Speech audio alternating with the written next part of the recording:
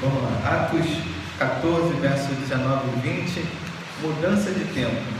Agora a gente, como está escrito ali, né? Agora a gente vê a multidão que antes endeusava o apóstolo, não satisfeita com uma exortação, e se volta contra ele da forma mais rebelde, mais bárbara possível, que é através do apedrejamento.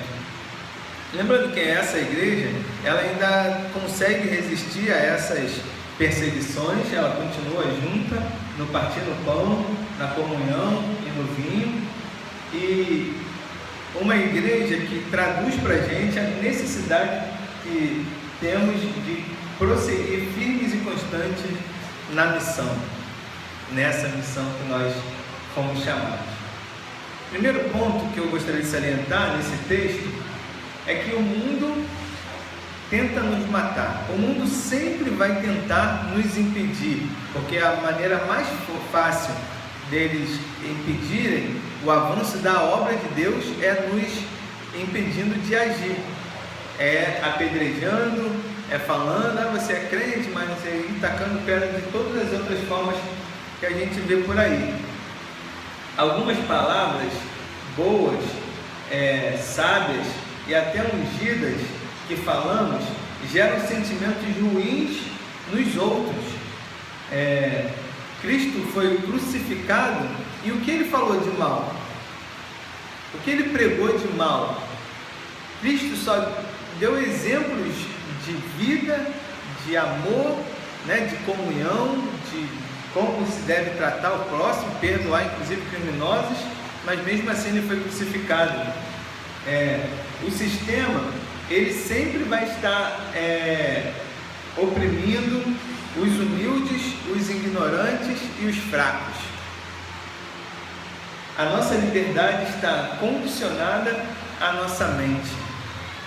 Se nós não libertarmos a nossa mente, se nós não abrirmos as nossas mentes, nós seremos escravos, seja do senhor de engenho antigo, senhor de escravo, seja hoje do patrão, do presidente da empresa ou do seu supervisor.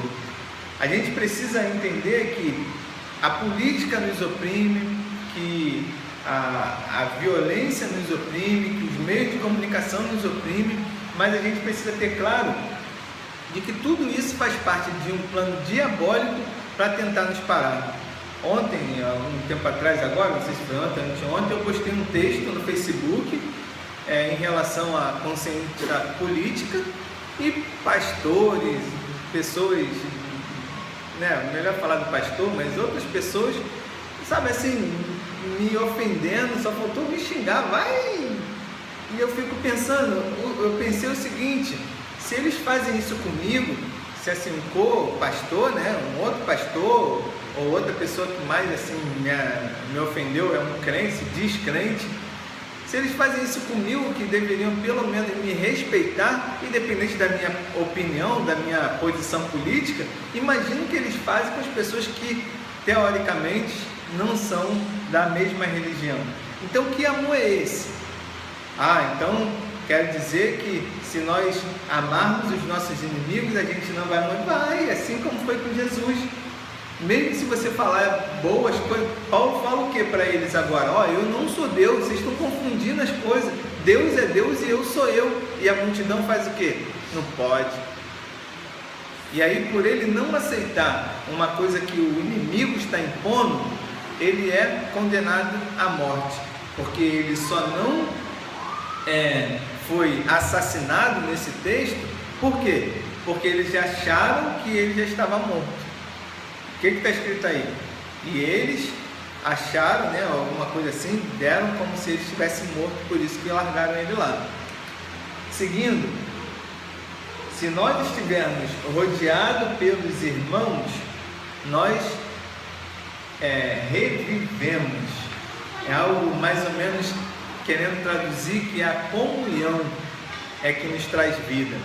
Algumas pessoas vão falar da Arca de Noé, tem uma ilustração muito boa que vai falar que a arca fedia a xixi, a cocô de animal, que na arca tinha gritaria, barulho o tempo todo, que a arca era um dos lugares piores do mundo naquela época. naquele momento, mas na arca era o único lugar que tinha o quê? Vida. Muita gente faz, não, a igreja faz muito barulho, o pastor fala muito, a irmã vai com perfume barato, né? Outro dia eu estou de moto, a pessoa cruzou assim no engarrafamento, eu quase passei mal com perfume, mas seguindo, não vou mais naquela igreja. Não sabe elas que longe da comunhão, do convívio dos irmãos, ela se aproxima muito mais da morte do que o contrário. A força do Senhor vem sobre nós através da comunhão. Quantas pessoas chegam muitas vezes em uma igreja e saem dali transformados, não apenas por uma resposta, por uma causa ou algo nesse sentido, assim, mas por coisas muito maiores. Pessoas se arrependem de crimes, né? de uma vida inteira, mudam a sua convicção porque estavam na comunhão, na presença do Senhor, porque essa comunhão, ela significa o corpo de Cristo. Não são pessoas, deuses que estão sentados nesses bancos, mas somos todos partes de um Deus que é vivo e real, que se expressa através de cada um de nós. Depois de ressuscitar, Jesus foi para os discípulos. O único que não estava lá estava morto, que foi Judas. Lembra disso? Que todos os discípulos estavam trancados em uma casa e Jesus vai aonde? Onde há comunhão. Onde, depois ele vai dizer, onde 2 ou 3 estiverem reunidos em meu nome, ali eu estarei. Então não se engane, não desvalorize, não deixe de estar na presença de Deus, na presença dos irmãos. Não deixe de vir à igreja, de estar em comunhão, seja por um motivo que for. Mesmo que você tenha que trocar de igreja, troque de igreja, mas não abandone a fé. Não deixe de louvar Deus com os outros irmãos. Alguns irmãos podem lhe mostrar Cristo como nenhum outro líder pode mostrar. Eu escrevi isso porque muita gente acaba abandonando a igreja por causa do pastor, por causa do líder, por causa disso, daquilo. Mas se a gente focar na vida do irmão, seja ele o Tailã, ou a Vitória, ou o Tauan, a Monique, Sara, Marilena ou o Vitor. Às vezes as pessoas chegam aqui e sentam, não, eu quero escutar do pastor, mas Deus quer falar através de você pela vida do Tailã, que está aí agora, ele está igual um anjinho, né? Quietinho, comportado, deveria estar assim no primeiro culto, mas glória a Deus que está assim agora, né? Vamos lá. A vida e a missão continuam. É interessante que vai falar que Paulo faz o quê? Ele levanta e segue, e continua. A gente precisa ter esse foco. Não importa nem se nós cairmos, se nós caímos, ou o que quer que tenha acontecido com cada um de nós. Mais importante é você se reerguer e permanecer. No caso de Paulo, ele foi abatido, né? Não foi ele que escolheu, ele não foi um pecado que o tirou da missão, mas no nosso caso, ainda que os outros nos apedrejem, ainda que os outros nos condenem, ainda que até nós mesmos venhamos a cair, mais importante é levantar e prosseguir. Jesus vai dizer o que lá nesse momento?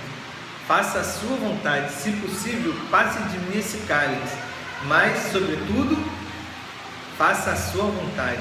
Mais importante do que o meu bem-estar, é Deus que está falando isso. Mais importante do que as dores que eu vou sentir, do que a humilhação que eu vou sentir, porque ele sabia que ia acontecer isso, é cumprir com a vontade de Deus. O que é mais importante para você? É ser bem aceito no meio daqueles que estão ao seu redor? É ser compreendido, aqueles que estão próximos, ou aqueles que você ainda vai conhecer? Ou é ser e fazer o que Deus espera de você? Eu não estou nem aí se o pessoal está me condenando pela minha posição. Eu sei que, quer dizer, eu entendo que aquilo que eu estou fazendo é correto. Agora, se o outro está errado, se o outro não compreende isso, não é porque ele me xingou que eu vou xingar ele. Porque se eu... Não é nem a questão como dizem aí, eu vou descer, vou me rebaixar. Não é isso, sabe? É a questão assim, de que ainda que ele me taque uma pedra, eu é que não posso revidar. Porque fizeram isso com Jesus, fizeram isso com Paulo. E pelo mesmo motivo que muitos outros foram crucificados, inclusive, presos como esses. A vontade de Deus é que nós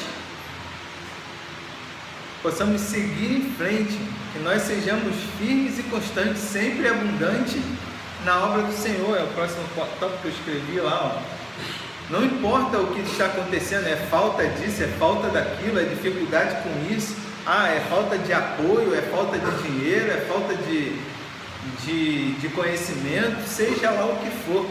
Jesus fala: eu é que vou te capacitar, e não é você que tem que deixar de me servir ou de ser fiel porque está faltando alguma coisa, porque o mais importante é ter a presença do Senhor, é saber que você está no lugar certo, fazendo a coisa certa para a glória de Deus. Concluindo, vale ressaltar: não devemos esperar flores no nosso ministério. Não adianta você achar que a gente vai colocar como estava hoje aqui, se a gente for contar pelas cadeiras, aproximadamente 20 crianças, e que vai dar para você ter esse silêncio que a gente está tendo aqui agora. Não vai ter. Mas não é porque uma está falando, que a outra está falando, que a outra está batendo, beliscando o outro, que eu vou virar as costas e vou sair fora. Não devemos esperar flores. Tem muita gente que já veio, inclusive aqui, nem muita, né? Mas algumas pessoas que veio aqui achando que a coisa era mais ou menos, que ia ganhar flores e nunca mais voltou. Mas, seguindo, devemos ser exemplos para os nossos irmãos. Você nunca vai ser exemplo para ninguém se você não perseverar, se você não for constante, se você não seguir aquilo que Deus espera de você. Você pode até servir de motivo de piada, de chacota, de justificativa por isso. Mas tá vendo lá, o pastor não fez, por que eu não... Entendeu? Mas o fulano, a irmã, não era da sua igreja? Não era... Você pode até servir de exemplo, mas para o mal. Agora, para o bem, só sendo fiel. Enquanto houver vida, haverá missão. A gente nunca vai descansar nessa vida enquanto houver a obra do Senhor por fazer. E não entenda que você não vai ser recompensado por isso, porque para cada dia, para cada hora que eu passo aqui, seja a mais ou a menos naquilo que a igreja me exige, Deus tem um galardão para me dar. Não que eu faça isso para receber o galardão, mas com certeza eu já recebi muitas bênçãos por causa do que a gente tem feito aqui.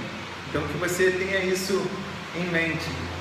A missão continua até a volta de Cristo, e as bênçãos serão durante o ministério, durante esse momento, e muito mais depois do que Cristo vier, porque aí sim a gente vai poder descansar e gozar em paz a eternidade, e não alguns dias de vida em um lugar tão tenebroso, tão complicado, com pessoas tão ruins, tão complicadas quanto o mundo que a gente está vivendo hoje.